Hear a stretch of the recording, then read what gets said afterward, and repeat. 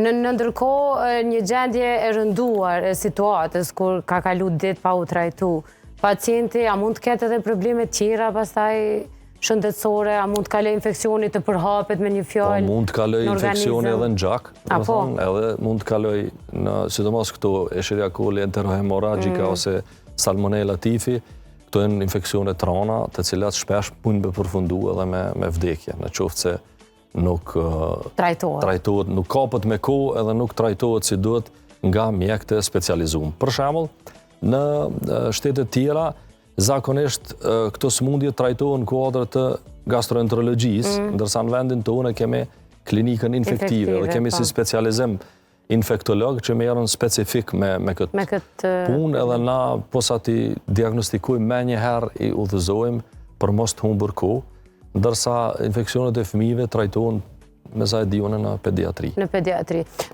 Megjithëse të gjithë mund të shqetësohemi, po prapë se prapë, nëse brenda sa po të ham ushqim që tash, është një drek, jemi helmuar.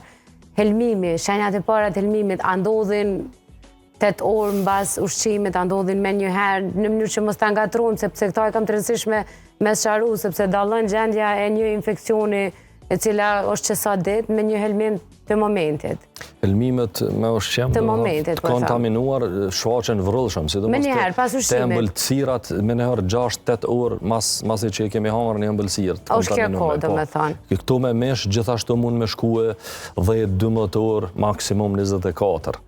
Me akullore, po jo me njëherë, jo me njëherë mas... Me njëherë vetëm më konë shumë, diçka, shumë mikroorganizma edhe organizmi me qeni dopt. Atëherë mund me ndodhë 3-6 orë me njëherë shfaqen. Me njëherë shfaqen. Po, kur janë simptomat e leta, nuk javlen me bu panik, apo kuptan, du të ta keme edhe këtë pjesën, po një vizit të mjeku javlen, se ka raste për shembull kur salmonella mund me kalue me simptomat leta, edhe nuk e ka trajtu pacienti, edhe ata tani shndrohen në bartës kronik. Dhe më thonë, ai nuk ka shenjat smundjes, përmes jashtëqitjes ai eliminon. Për shembull, sidomos kuzhinierët janë problematik në këtë rast. Ka, dhe më thonë, bartës pasiv, të cilët përmes jashtëqitjes e eliminojnë, a vetë nuk janë smut, vetë duket krejti shëndosh. Janë imun ndaj simptomave, po kthehemi, doktor Anit, te pjesa e studios, në ndërkohë e di që mund të krijojnë pak panik, sepse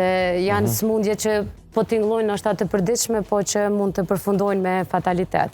Në një familje, kur dikush është i smut, çado me virus që i përmende me, duhet të izolohet ai antari i familjes në mënyrë që tash fëmijë tjerë ose prind ose kushdo tjetër mos ta merr të njëjtin?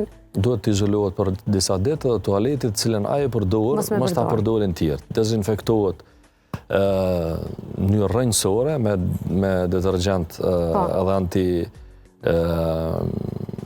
dezinfektues special, po gjithashtu personi i smut duhet të ketë kujdes mos t'i prek edhe këto bravat e dyrve, se edhe përmes asaj përhapen infeksionet, përmes mbajtjeve të shkallëve, gjitha ato duhet të kemi kujdes.